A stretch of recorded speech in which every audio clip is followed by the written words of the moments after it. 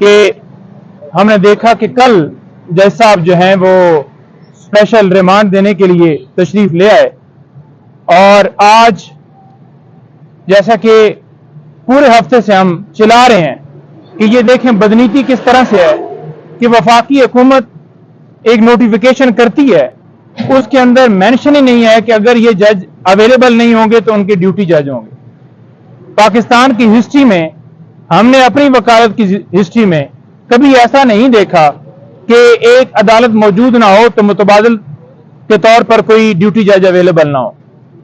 तो ये सिर्फ और सिर्फ स्पेशल जो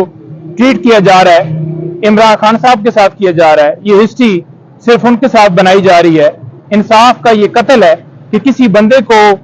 फेयर ट्रायल ना देना, इंसाफ ना देना, जानबूझकर डिले करना, जानबूझकर उनकी जमानत ना सुनना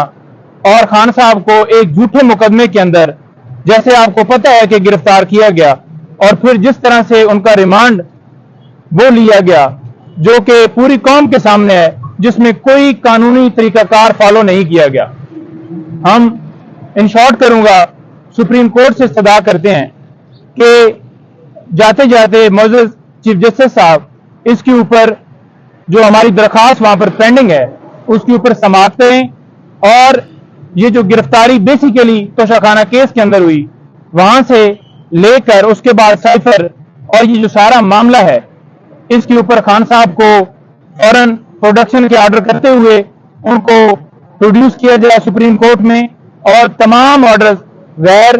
कानूनी डिक्लेयर किए जाएं और खान साहब की जो रिहाई है